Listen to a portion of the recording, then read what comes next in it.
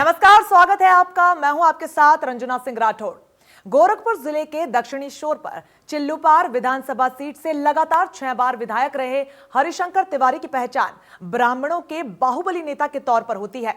80 के दशक में राजनीति में धनबल और बाहुबल से जनक के तौर पर स्थापित हरिशंकर तिवारी की तूती बोलती थी। एक समय था जब गोरखपुर शहर के बीचों बीच तिवारी का हाथा से ही प्रदेश की सियासत तय होती थी।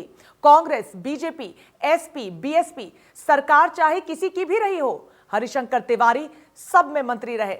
सादा धोती कुर्ता, सदरी और सर पर ऊनी टोपी पहनने वाले हरिशंकर तिवारी को देखकर कोई भी अंदाजा नहीं लगा सकता कि पुलिस रिकॉर्ड में हिस्ट्री शीटर रहे तिवारी पर कई संगीन आरोप दर्ज हैं। छात्र राजनीति के बाद रेलवे, सिविल और साइकिल स्टैंड की ठेकेदारी से सफर शुरू करने वाले हरिशंकर तिवारी का परिवार आज अकूत संपत्ति का मालिक है।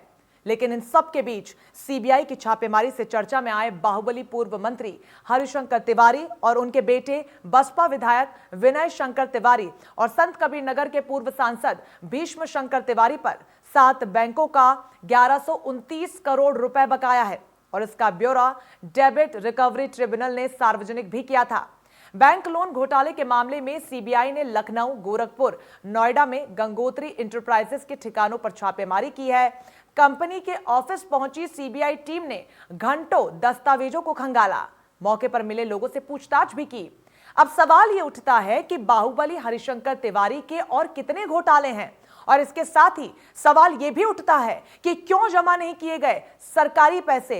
ये तमाम बड़े सवाल जिसको लेकर आज हम चर्चा करेंगे, विस्तार से बात करेंगे। लेकिन बहुत बड़ा सवाल ये कि बाहुबली हरिशंकर तिवारी के कितने और घोटाले हैं और साथ ही साथ सरकारी पैसों को अभी तक जमा क्यों नहीं किया गया था। पूर्व मंत्री हरिशंकर तिवारी की नई चाल क्या थी, ये वो सवाल जो सबके जहन में है, लेकिन इसका जवाब अभी तक नहीं मिल पाया है। हालांकि सीबीआई की छापेमारी में हुई है, लगातार कार्रवाई जारी है, लेकिन इस छापेमारी से अब हड़कंप भी मच गया है। सहयोगी ललित मोहन हमारे साथ सीधा जुड़ गए हैं ज्यादा जानकारी के साथ। ललित, ये बड़ा मामला सामने आ रहा है जहां पर हरिशंकर तिवारी अब पूरी तरीके से मुश्किलों में फंसते हुए नजर आ रहे हैं। सीबीआई की छापेमारी हुई है।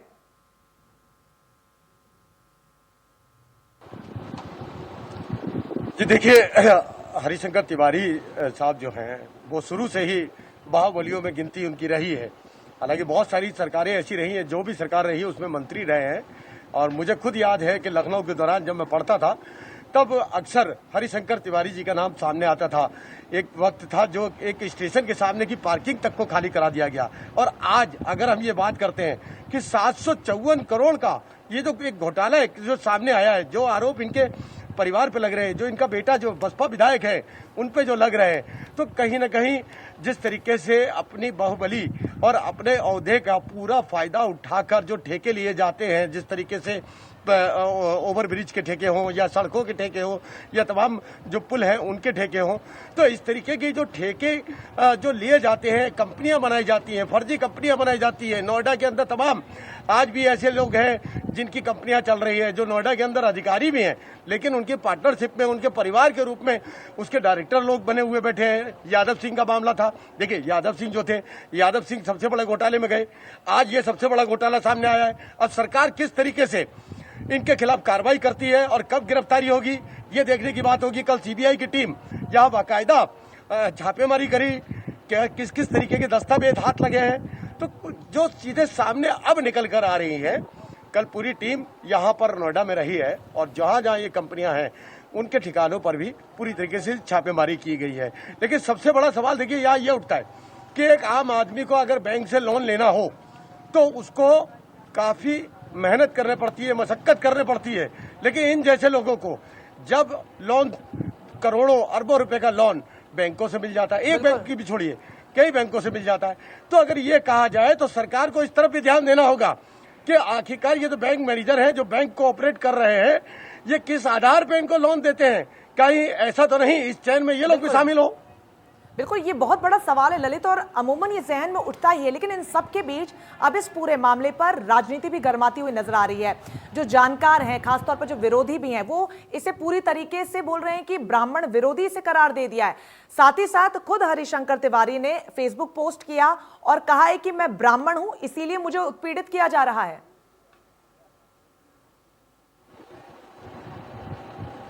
देखिए, इससे पहले एक इनकाउंटर होता है, एक शख्स बेदर्दी से पुलिस वालों को मारता है, हत्या कर देता है, और जब तक उसको ये टच करके देखता है कि इसके अंदर सांस है या नहीं है, वो भी एक ब्राह्मण था, उसको लेके सवाल उठने लगे कि ब्राह्मणों का यहाँ पर कहीं ना कहीं उत्तर प्रदेश के अंदर शोषण किया जा रहा है। आज ये ब्राह्मण है, लेकिन बात ये नहीं है, जाति बिरादरी का नहीं है कहीं पे भी। बात इस बात का है, ये 754 करोड़ जो सामने आया है, जो सीबीआई ने जो और तमाम इनकी कंपनियां खंगारी हैं, वो कहां से आया है? क्या एक ब्राह्मण की बात को लेकर ये इस मामले को दबाना चाहते हैं? ये चाहते हैं कि अपोजिशन को कहीं न कहीं गुमराह किया जाए, गुमराह करके एक जातिवाद का एक नारा देकर इस शहर में लड़ाई कराई जाए या कोई दंगा फसाद कराया जाए। तो इन चीजों को सरकार को भी समझना चाहिए कि ऐसे लोग जो हैं उनके खिलाफ जैसे फास्ट ट्रैक बनी हुई है, ऐसे मामले इस कोर्ट में, फास्ट ट्रैक कोर्टों में जाने चाहिए, ताकि जल्दी से जल्दी निर्णय हो और जल्दी से जल्दी इस तरीके के जो घोटाले कर रहे हैं वो जेल की सलाखों के पीछे हो। तो सरकार को भी इस मामले में जल्दी ही कदम उठाने होंगे, नहीं तो कहीं ये कहीं के एक जातिवाद का नया रूप ले लेगा तो उत्तर प्रदेश सरकार के लिए भी बड़ा नुकसान होगा, क्योंकि चुनाव भी आने वाले हैं। तो इस तरीके के मामले अगर तूल पकड़ते हैं तो सरकारों को जो सत्ता में है उनको काफी नुकसानों का सामना भी करना पड़ता है। बिल्कुल ललित, जिस तरीके से जिक्र आप चुनावों का कर रहे हैं, 7 विधानसभा की सीटों पर उपचुनाव होने हैं और उसी को लेकर खासतौर पर राजनीति अब गर्माती हुई पूरी तरीके से नजर आ रही है। खासतौर पर बसपा की तरफ से लगातार कहा जा रहा है कि जो भी विरोध के खिलाफ आवाज उठाता है, राज्य की सरकार के खिलाफ आवाज उठाता है, उसके पीछे सीबीआई या फिर ईडी को छोड़ दिया जाता है।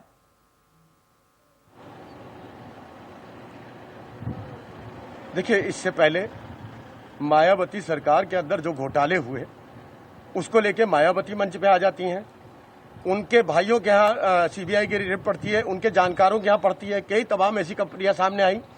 मैं फिर जिक्र करूंगा यादव सिंह जैसे का।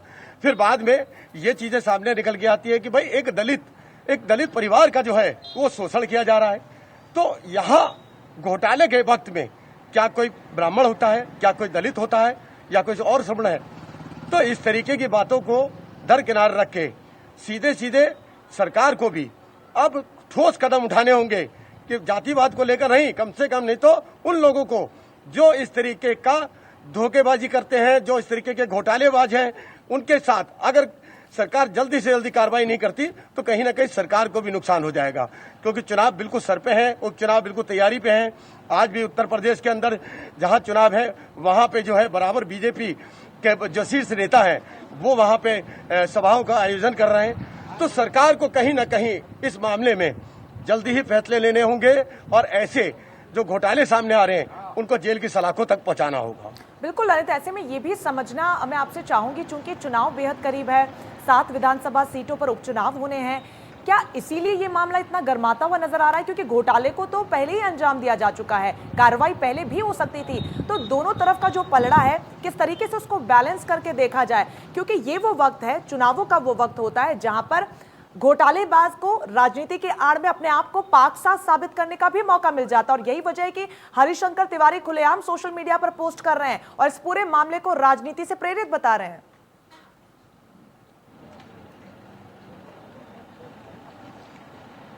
देखिए, इसे इत्तेफाक कहें या सरकार की हो सकता है कोई गलत नीति हो कि जो इस तरीके से जो मामले प्रकाश में आते हैं वो इन्हीं दिनों क्यों आते हैं। सही कहा आपने, बिल्कुल सही सवाल है आपका कि अक्सर ये देखा गया है कि जब भी कोई चुनाव हो रहे होते हैं तो उससे पहले कुछ समय पहले ही इस तरीके के मामले खुलते हैं। अब इसे या तो ये कहा जाए कि जो चुनाव आ रहे हैं तो सरकार ये दिखाना चाहती है जो हमारी ईमानदारी है कहीं ना कहीं हम उस ईमानदारी पे चल रहे हैं। ठीक है ललित, आप बने रहिए हमारे इसका भी साथ, राजनीतिक लाभ कोई सत्ता पक्ष के लोग उठाना चाहते हैं, ये भी एक सवाल है। गोरखपुर से सीधा हमारे साथ जुड़े हैं सुशील।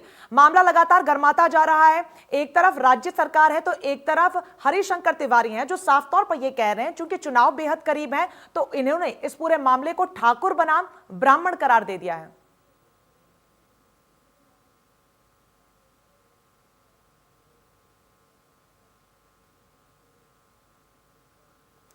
सुशील, आवाज मिल रही है आपको? जी बताएं। सुशील, जिस तरीके से ये पूरा मामला सामने आया, चूंकि चुनाव भी बेहद करीब है, इसलिए उस लिहाज से ही इस पूरे मामले को अब देखा जा रहा है। हालांकि सीबीआई अपना काम कर रही है, बैंक ने भी शिकायत की, लेकिन हरिशंकर तिवारी साफ तौर पर लगातार यही कह रहे। इस बीच आप बने रहिए हमारे साथ, आपके पास लौटूंगी। बहुत बड़ी खबर सामने आ रही है, उससे आपको एक बार रूबरू करवा देते हैं। लगातार बड़ी खबरों का सिलसिला जारी है। बड़ी खबर आपको बता रहे, जहां पर देश को प्रधानमंत्री नरेंद्र मोदी संबोधित करेंगे। ये बड़ा अपडेट, शाम को 6 बजे राष्ट्र के नाम प्रधानमंत्री नरेंद्र मोदी संदेश देंगे। क्या कुछ उसमें खास रहेगा, ये शाम के 6 बजे ही पता लगेगा। लेकिन फिलहाल ट्वीट कर पीएम मोदी ने इस बात की जानकारी दी है, जहां पर उन्होंने बताया कि वो आज शाम 6 बजे देश को संबोधित करेंगे। शाम 6 बजे राष्ट्र के नाम प्रधानमंत्री नरेंद्र मोदी का बड़ा संदेश आने वाला है। जब जब प्रधानमंत्री नरेंद्र मोदी देश को संबोधित करते हैं, कई बड़ी बातें वहां से निकलकर सामने आती है। आज जो संबोधन होगा उसमें क्या कुछ खास रहेगा, तस्वीर 6 बजे के बाद ही साफ हो पाएगी। लेकिन फिलहाल ये बहुत बड़ा अपडेट आपको दे रहे हैं, जहां पर ट्वीट कर खुद प्रधानमंत्री नरेंद्र मोदी ने इस बात की जानकारी दी है। आज शाम 6 बजे देश को संबोधित करेंगे प्रधानमंत्री नरेंद्र मोदी। संबोधन में कई बड़ी बातों का जिक्र हो सकता है, कोरोना को लेकर भी कई बातों का जिक्र हो सकता है, कई बड़े ऐलान भी हो सकते हैं, क्योंकि प्रधानमंत्री जब जब देश को संबोधित करते हैं, लगातार देशवासियों की निगाहें संबोधन पर ही होती हैं। और यही वजह है कि बहुत बड़ा अपडेट इस वक्त आपको दे रहे हैं, जहां पर आज शाम 6 बजे राष्ट्र के नाम प्रधानमंत्री नरेंद्र मोदी का संदेश होगा। इस बीच एक बार फिर से चर्चा पर लौट चलते हैं। दोनों सहयोगी हमारे साथ लगातार बने हुए हैं, ललित हमारे साथ बने हुए हैं। इस बीच सुशील हमारे साथ सहयोगी गोरखपुर से जुड़ गए। सुशील, मैंने आपसे सवाल इससे पहले ये लिया था कि लगातार इस पूरे मामले पर राजनीति अब गर्माती हुई नजर आ रही है। हालांकि सीबीआई अपना काम कर रही है, लेकिन राजनीतिक पार्टियां इस मुद्दे को भुनाने का मौका नहीं छोड़ रही। खासतौर पर बीएसपी, जहां पर हरिशंकर तिवारी जिस पार्टी से जुड़े, वो साफ तौर पर कह रहे हैं कि ये पूरा मामला ठाकुर बनाम ब्राह्मण का ही है, किसी प्रकार की घोटालेबाजी नहीं हुई है।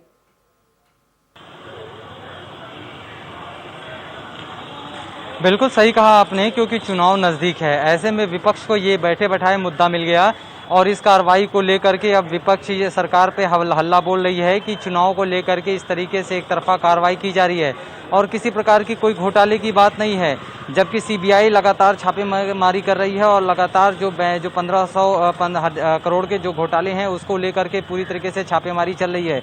लेकिन विपक्ष लगातार सरकार पे हमलावर हो रहा है और उसका साफ तौर पे कहना है कि केवल राजनीति की जा रही है और राजनीति के तहत एक तबके को परेशान करने की कोशिश की जा रही है और ये पूरी तरीके से गलत है। लेकिन जहां अगर आप देखेंगे कि पूरी तरीके से सरकार जब से ये सत्ता में आई थी तब से उन्होंने साफ पहले ही कह दिया था कि कोई भी अगर जो है आपराधिक किस्म का व्यक्ति रहेगा या दबंग है या फिर बाहुबली है, जिसका आपराधिक चीज़ों में उसका लिप्त है वो, तो उसके खिलाफ जो है कड़ी से कड़ी कार्रवाई की जाएगी, उसे प्रदेश के अंदर नहीं रहने दिया जाएगा।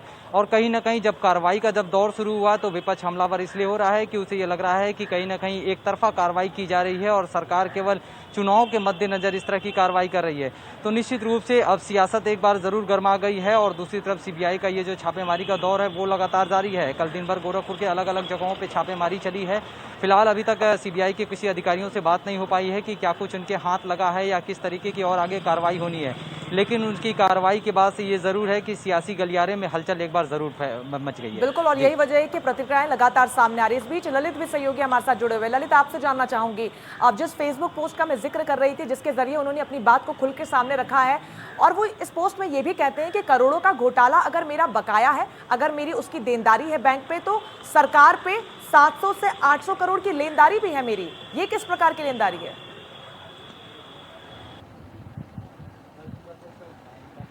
देखिए, सबसे पहले जो पोस्ट डाला है ब्राह्मण बनाम ठाकुर वाला, कहीं अगर ये कहा जाए कि एक अपराधी जो है वो समाज का अंग नहीं होता। दूसरी बात यह है, अपराधी की कोई जात बिरादरी नहीं होती। ठीक है, जिसको अपराध करना है, चाहे वो किसी भी जाति से बिलोंग करता है, वो उसको अपराध को करेगा।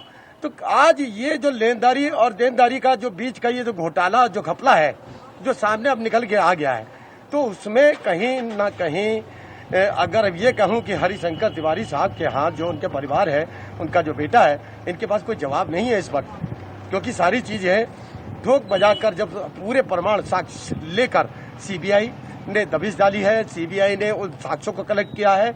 और जो बैंक है, मैं फिर यहाँ कहना चाहूंगा कि कहीं ना कहीं अगर इसको और गहराई से देखा जाए तो कुछ न कुछ बैंक भी ऐसे होंगे जो इनके साथ पूरी तरीके से चेन में जरूर नजर आएंगे। ये जो बैंक हैं, तो इतनी मोटी रकम जो देते हैं, इससे पहले भी देश के अंदर बैंकों ने दिया, बैंक को कंगला करके विदेशों में भाग गए लोग, तमाम ऐसे लोग रहे। आखिरकार उनको कर्जा किस ब्याह पे दिया, अब उनसे रिकवरी तक के लिए दिक्कत आती है बैंक को। जब बैंक को दिक्कत आती है तब वो शासन के दरबार पे जाता है, प्रशासन के दरबार पे जाता है कि साहब इसके खिलाफ ये मुकदमा, इसने हमें वो। आपने किस आधार पर उनको लोन दिया था, किस आधार पर, और कितना लोन उन्होंने चुकाया है और कितना आपका बकाया है, और इसके अंदर कहाँ कहाँ कौन सी लेनदारी हुई जो अवैध कमाई जिसे कहते हैं। क्या इस समय हमारे देश के अंदर भी ये जो बैंक है, क्या इस जो ओहदे पे बैठे हैं, ये भी एक बहुत बड़ा सवाल है कि क्या ओहदे पे बैठने वाला व्यक्ति क्या वो भी इनमें लिप्त हो गया है पूरी तरीके से, जिस तरीके के ये घोटाले सामने आ रहे हैं, जिनका जवाब खंगालने के लिए आज हम ये लोन चर्चा देने कर के रहे हैं। लिए जो प्रक्रिया है। ठीक है, बिल्कुल। इस बीच वरिष्ठ पत्रकार मनोज मिश्रा जी भी हमारे साथ जुड़ गए हैं। मनोज जी, चर्चा का हिस्सा बनने के लिए आपका बहुत बहुत धन्यवाद। अब मैं आपसे समझना चाहूंगी, जैसा कि ललित भी लगातार बता रहे हैं कि इतने घोटाले हो चुके हैं, और वो कहते हैं ना कि दूध का जला छाछ को भी फूक फूक कर पीता है। बावजूद इसके कई घोटालों को हमने देखा है जहां पर घोटालेबाज देश छोड़कर फरार भी हो गए हैं और आज तक हम उनको नहीं पकड़ पाए हैं। बावजूद इसके बैंक कोई ऐसा प्रोसेस क्यों नहीं लेकर आता, फिर चाहे एक आम व्यक्ति हो या फिर कोई रसूखदार, सबके लिए पारदर्शिता का प्रोसेस क्यों नहीं लेकर आता? और जब घोटाला हो जाता है उसके बाद ये तस्वीरें सामने आती है कि भाई ये साहब पैसा लेकर फरार हो गए हैं या फिर ये मंत्री पैसा घोटाला करके फरार हो गए हैं।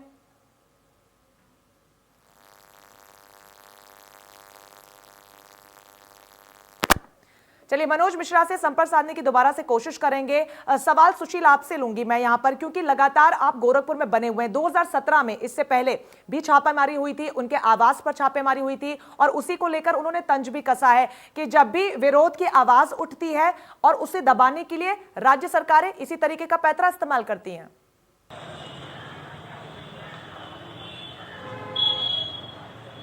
बिल्कुल सही कहा आपने। जब सरकार आई थी उसके महज चंद महीनों बाद ही एक फिल्मी अंदाज में यहाँ के एसपी सिटी थे, उन्होंने जो है बाकायदे उनके आवास पे पहुँच करके एक फिल्मी अंदाज में वहाँ से 2 से 3 लोगों को उठाया था और उसके बाद खुलासा करके महज 1 घंटे में उन्हें जेल भी भेज दिया था। उसके बाद से ये कार्रवाई बड़ी है और इसको लेकर के अब निश्चित रूप से विपक्ष या उनके घर के लोगों ने साफ तौर पे आरोप लगाया है सरकार के खिलाफ कि कहीं ना कहीं सरकारी जो है तंत्र है वो उसकी पूरी तरीके से दुरुपयोग किया जा रहा है। वहीं अगर बैंकों की अगर बात करें, जो ये पूरी तरीके से घोटाला है और जिसपे सीबीआई जांच कर रही है, कहीं सही कहा हमारे सहयोगी ने कि अगर एक आम व्यक्ति अगर 20,000 का 50,000 का लोन लेता है तो उसके पूरे सर्वे किए जाते हैं, उनके घर तक जाया जाता है और महीनों का वक्त लग जाता है। उसमें तमाम तरह 5 से 10,000 उसके व्यक्ति के खर्चे भी हो जाते हैं, उसे लोन नहीं मिल पाता। लेकिन अगर बड़े रसूखदार अगर इस तरह के लोन लेते हैं, 1500 करोड़ या 10 करोड़, तो उनके साथ कोई भी फॉर्मेलिटी नहीं होती है, बाकायदे उनके घर पे बैठे बैठे उनको लोन मिल जाता है। तो कहीं ना कहीं बैंकों को भी ये पारदर्शिता करनी होगी कि चाहे आम हो या खास, सरकार सबके साथ है और हर अंतिम व्यक्ति तक पहुंचने की बात कहती है। तो निश्चित रूप से इस पे भी जोर देना होगा ताकि जो सीबीआई आज जो जांच कर रही है, सीबीआई को इतनी परेशानी न हो या जो सरकारी तंत्र परेशान हो रहे हो, इनको आगे परेशानी का सामना न करना पड़े। कहते हैं कि आप जनता की सरकार है तो जवाबदेही तो आपकी होगी और जवाब आपको देना भी पड़ेगा। मनोज मिश्रा जी हमारे साथ एक बार फिर से जुड़ गए, वरिष्ठ पत्रकार हैं। सर, आपसे ये समझना चाहूंगी, चूंकि कई घोटाले ऐसे हो चुके हैं और कई बड़े घोटाले जिसका साक्ष्य हमारा देश बना है, और वो घोटालेबाज आसानी से फरार है और ऐश की जिंदगी भी व्यतीत कर रहे हैं, ऐसे में क्यों नहीं पारदर्शिता का कोई ऐसा प्रोसेस इन बैंकों की तरफ से लाया जाता जहां पर एक आम इंसान भी अगर लोन के लिए जाता है तो उससे भी उतनी ही सख्ती से डॉक्यूमेंट्स को लेकर तमाम चीजों का वेरिफिकेशन किया जाए, और साथ ही साथ कोई रसूखदार भी वहां पर पहुंचता है तो उसके लिए भी उसी प्रोसेस को वहां पर इंप्लीमेंट किया जाए, किसी तरीके की यहां पर पार्शियलिटी ना हो। और यही वजह है कि एक आम इंसान अगर लोन लेने जाता है तो उसको लोन कई बार मिलता भी नहीं है डॉक्यूमेंट्स के अभाव में। किस तरीके से इस पूरे प्रोसेस को देखा जाए, लूप होल कहां पर है सर? क्या होता है, टाइमिंग का बड़ा मायने होता है। टाइमिंग अभी आप देखिए तो इसको कहीं न कहीं उपचुनाव से जोड़ के देखा जा रहा है। राजनीतिक बयानबाजी लगातार चल रही है और मौजूदा सरकार की जो प्रमुख, या मैं मुख्यमंत्री की बात कर लूं तो इनके संबंध किस तरीके से सरकार बनने के बाद हरिशंकर तिवारी के परिवार है उन पर रहा। अब हम बात करते हैं मुद्दे की, गंगोत्री इंटरप्राइजेज के सीबीआई छापे को लेकर के जो ब्यौरा लगातार दिया जा रहा है। देखिए, आपकी बात बिल्कुल सही है। आम आदमी को अगर लोन लेना होता तो बड़ी मुश्किलें, बहुत सारे कागज पत्तर का व्यवस्था करनी होती है। लेकिन कंपनियों को लेकर के होता क्या है कि राजनीतिक व्यक्ति जुड़ा या बड़ा नाम, आप देखिए पीछे जो भी लोगों ने एनबीएफसी कंपनियां पहले बना करती थी, जनता के पैसे लेके निकल जाती थी और कहीं न कहीं आरोप प्रत्यारोप में वो 6-7 महीने के जेल, फिर बाहर आ गए, हजार करोड़ रुपए इसके घोटाले हुए। लेकिन जिस तरीके से गंगोत्री इंटरप्राइजेज के बाकी 35 जुड़े लोगों पर एक साथ एनपीए, जो आप सारी चीजों को देखेंगी, तो मुझे लगता है कि राजनीतिक प्रत्यारोपों से अगर हम इसको ऊपर देखें, तो जिन 33 लोगों में सगे संबंधियों पर FIR या सम्मन जारी किए गए हैं और उसमें एक एक करके 283 करोड़, किसी का टोटल 1129 करोड़ रुपए के घपले की जो बात की जा रही है, आप जिन जिन बैंकों से आपके ऊपर लेनदारी बनती है, देनदारी बनती है, वो दोनों चीजों की अकाउंटेबिलिटी अलग अलग है। लेकिन राजनीति होनी है, उपचुनाव प्रदेश के साथ होने हैं, बहुत सारे प्रत्याशी हैं, पार्टियां, देखिए सरकार अपनी बात करेगी, विपक्ष अपनी बात करेगी, लेकिन टाइमिंग में रंजना जी कहीं न कहीं होता है कि अगर ये चीजें पहले से प्रोसेस में थी तो अभी क्यों, और ये इतना बड़ा कैसे हो गया। जब आपने जिक्र किया था सवाल में कि हजारों हजार करोड़ रुपए लोग लेके चले जाते हैं, इस पर रोक 50 करोड़ पे क्यों नहीं हुई। 1150 करोड़ रुपए बहुत बड़ा अमाउंट। बिल्कुल, रकम को इतना ज्यादा बढ़ने भी क्यों दिया गया।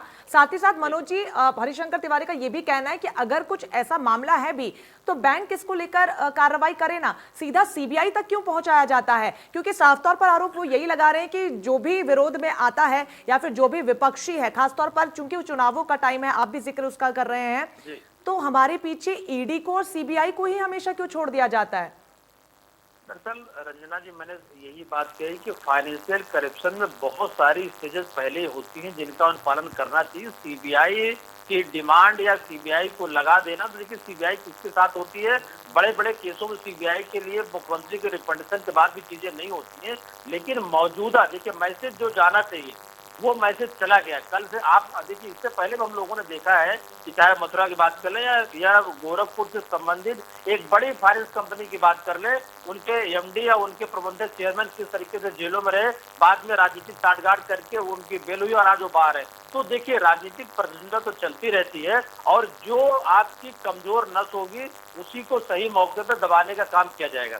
क्योंकि हरिशंकर तिवारी का रसूख रहा है, आज भी रसूख रहे हैं, बाहुबली जाने जाते रहे, पूर्वांचल में बड़ा नाम रहा है, उनके पुत्र जिनके चिल्लू पार विधायक के या बाकी लोगों का जो ब्यौरा है, इससे डाइवर्जन जरूर होगा। लेकिन सीधी शब्दों की बात करें रंजना जी, तो अपराध करने से पहले या फाइनेंशियल अपराध करने से पहले भी इनको सोचना चाहिए था कि सरकारें आती जाती रहती, लेकिन जब जिसको लगेगी वो नब्ज दबेगी। लेकिन इस CBI के छापे को लेकर के लगातार चुनाव से जोड़ते हुए, या लोग ये कह सकते हैं फिर ब्राह्मण या जातिवादियों की बात होती है, अभी हाथरस की घटना, कानपुर घटना, बाकी चीजें दबी नहीं थी, और इससे उसको जोड़ करके ब्राह्मण पर अत्याचार की बात जरूर कही जाएगी, क्योंकि हरिशंकर तिवारी ब्राह्मणों में एक बड़ा नाम उनको जाना जाता है, एक उम्र हो चुकी है। बाहुबली आप जोड़े, लेकिन उनके बाहुबल के इतिहास भी कहीं के 33 वर्ष से ब्राह्मण को लेकर चलता रहा है।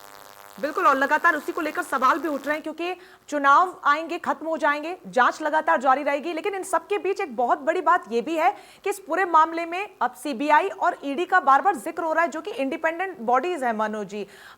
लगातार सवाल उसकी क्रेडिबिलिटी को लेकर भी उठ रहा है, विश्वसनीयता को लेकर भी उठ रहा है। अब जब बार बार सवाल इन इंडिपेंडेंट बॉडीज पर उठाए जाएंगे तो आम जनता का भी कहीं ना कहीं इन इंडिपेंडेंट बॉडीज पे से भरोसा उठता जाएगा, और ये बहुत गंभीर विषय है।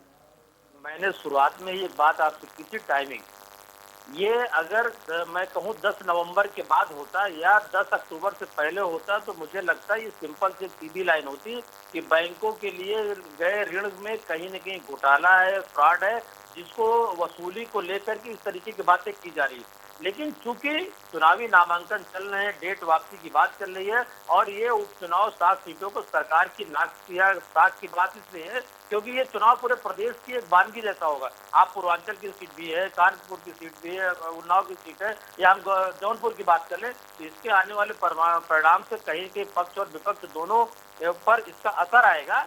लेकिन हरिशंकर तिवारी को टारगेट करना या इस कंपनी को टारगेट करना, मैं इसको दोनों पहलू देखता हूँ। राजनीतिक परिदृश्य एक अलग हो सकता है, लेकिन बैंक से लिया गया ऋण अगर समय पर नहीं चुकाया जाता है तो आम आदमी की घर की कुर्की और नीलामी होती है। क्योंकि कंपनी बना करके लिमिटेड फर्म आप जब डेवलप करते हो, उसके बोर्ड ऑफ डायरेक्टर या उसके शेयर होल्डर उसमें सफर होते हैं। बिल्कुल, कार्रवाई तो बनती है मनोज जी, और सख्ती से होनी भी चाहिए, ताकि आने वाले समय में कम से कम इस तरीके के और घोटाले हमें देखने को ना मिले। बहुत बहुत शुक्रिया मनोज जी हमारे साथ चर्चा का हिस्सा बनने के लिए। इस बीच बीच आप दोनों संवाददाताओं का भी बहुत बहुत शुक्रिया। ललित, आप हमारे साथ जुड़े इसके बीच। सुशील, आपका भी बहुत बहुत शुक्रिया हमारे साथ जुड़ने के लिए, तमाम जानकारी साझा करने के लिए। तो चुनाव अपनी तरफ है और ये जांच अपनी तरफ है, लेकिन इन सब के बीच सबसे ज्यादा महत्वपूर्ण अगर कुछ है तो वो है पारदर्शिता। जांच भी पूरी पारदर्शिता के साथ आगे बढ़नी चाहिए और साथ ही साथ चुनाव भी पूरी पारदर्शिता के साथ जरूरी मुद्दों पर ही लड़े जाने चाहिए। तो चलिए इसी के साथ फिलहाल के लिए इस बुलेटिन में बस इतना ही, लेकिन लगातार बड़ी खबरों के लिए आप बने रहिए हमारे साथ। नमस्कार।